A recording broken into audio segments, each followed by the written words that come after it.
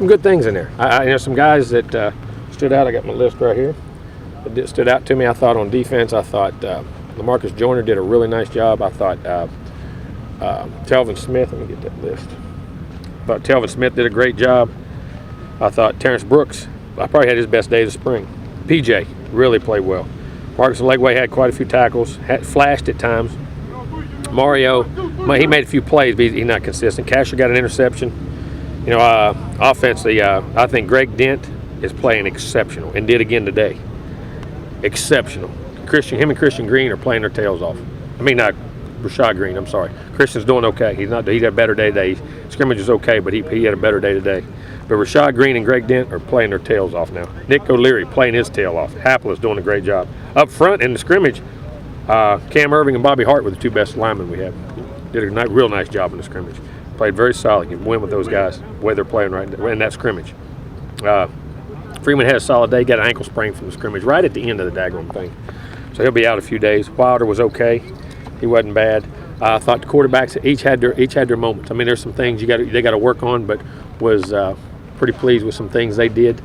Still got work to do and where we're at. But and again, the kickers, I thought, I don't know what Roberto was. He was like counting pregame, and we kicked some scrimmage. I mean, he was like 8 and 9 or something like that, 7, 8, and he missed one from about 57. It was long enough, just kicked to the hair wide.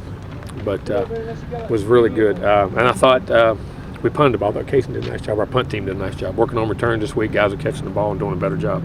But today was just okay. I was disappointed a little bit today. I didn't like our total folks. Not everybody. Certain guys, again, stood out. We got to get more consistency in some guys and where we're at today. But we got to bounce back, and then they have a real strong day tomorrow. Hopefully, if the weather don't get us, if not, we'll just go on Friday. And I don't know if we will scrimmage Saturday or not. We got to look at the rain and how much we get done. We may wait till Monday again and into the spring game. So we'll have to judge on that. But not unhappy, but I didn't like today. Today was the first day I didn't think we had enough spunk in our step to do the things we need to do. We got some things done. Got some empty work done. Got a lot of empty stuff for the defense to look at, and they got some checks. You got to deal with all that empty stuff and things like that for them. And we threw the ball pretty well in that period. 7:07 was okay.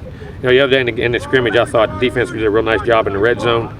I thought offense did a great job on goal line and coming off the goal line. They ran and scored on the goal line, and coming off the goal line did a really good job. 2-minute drill, moved it a little bit deep in that scoring. The twos took it all the way down. The ones moved it pretty good, and the ones that making stops, it was pretty good work in 2 minutes. We got some good stuff out of 2 minutes here the other day. So, overall, not bad, but we've got a long way to go. We got a chance to be a good football team. I really do. I still believe that. I think we got a chance to be a very good football team. We just got to get some urgency in a few guys and get some of these young guys to understand that, they're not backups anymore and step up and play. Questions? Do you see Bobby Hart coming on? Yes, I do. And then at the end of the day, he had a couple at the end, got tired, and I saw him get lax on. But he is improving a lot. I was very run blocking was better. Pass blocking was pretty solid for the most part. I mean, getting much better, being more consistent. And he has to. Those guys around him are forcing him to. But I thought in the scrimmage, he and Cam Irving played the best. And it's incredible. I mean, he's a rising junior. He's still 18 years old. Yeah. You kind of forget that he's a veteran, but he's still just 18. And it's a shame that you couldn't redshirt him in there somewhere and get that age. But it's just the dilemma we're in. But he can be a very good player.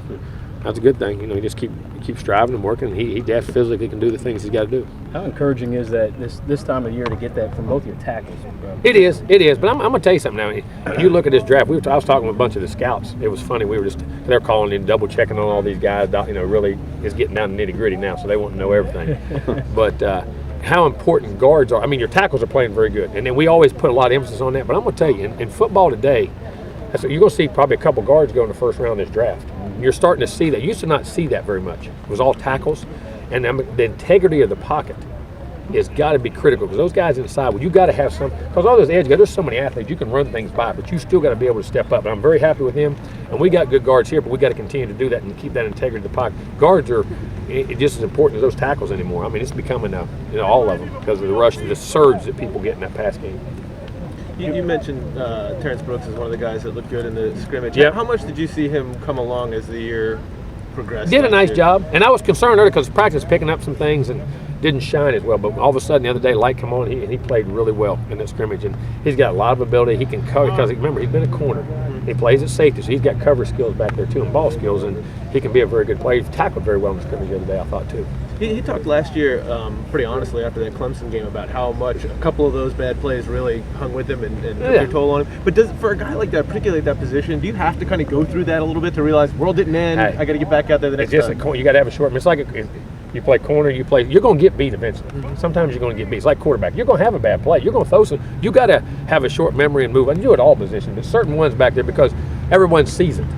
You're glaring. You know what I'm saying? And a lot of that, the downness from some of those guys is because they do care, and it bothers them they get beat. You just got to be mature enough to play through it. And the thing is, when you haven't played a lot on the game and gain confidence and know something, I really belong out here, and then you make a mistake. It's like you guys, once you feel comfortable in your job, you make, I know I can fix that, and you move on. Then sometimes in the beginning, every little mistake when you're young and playing, you think the world's coming to an end. You know what I'm saying? That's part of the maturity process you got to move through, and Terrence is doing a nice job of that.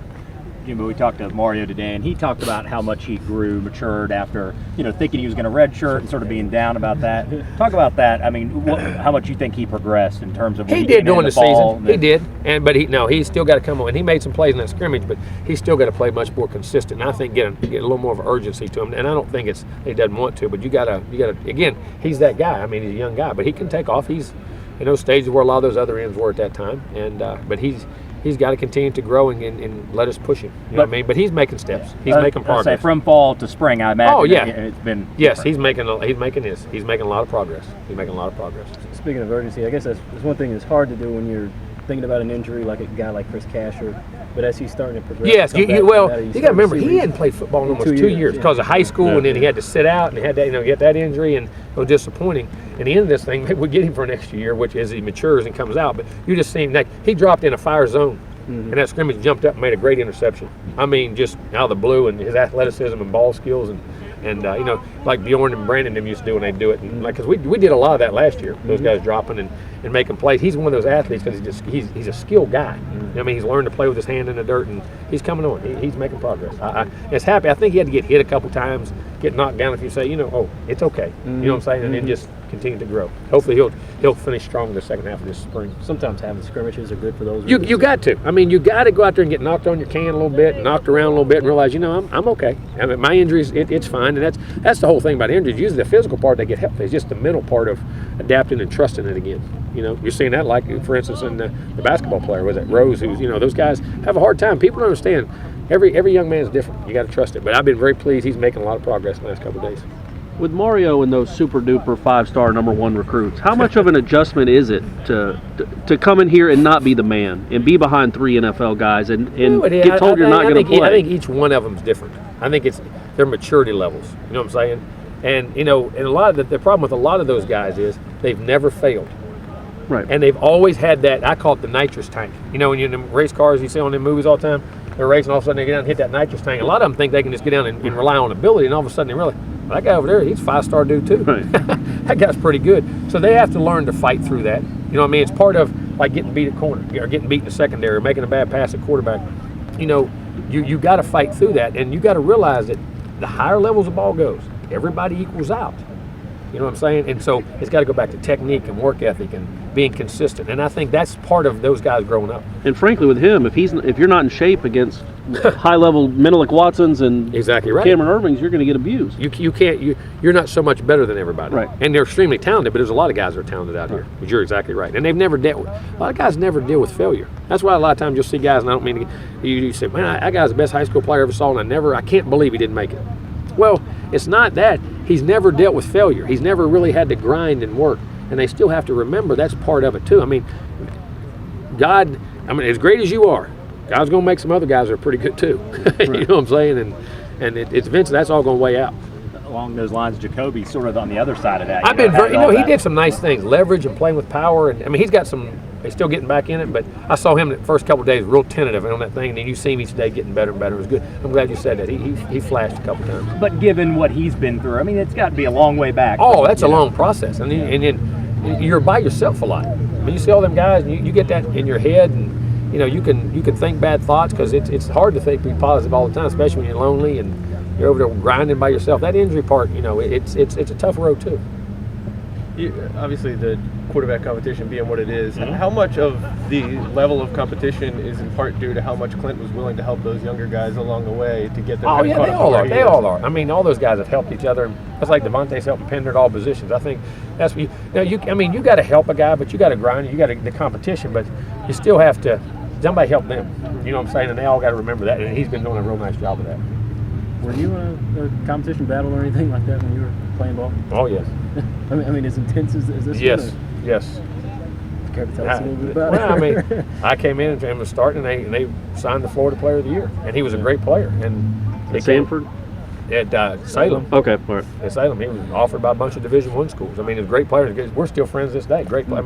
I mean, you help, and we helped each other. In the meetings, we still shared, but we got to that field now, and then we'd say things. But it was, it made you rise up. It made you be consistent. You found out who could deal with pressure. Because there's two things. Pressure is good.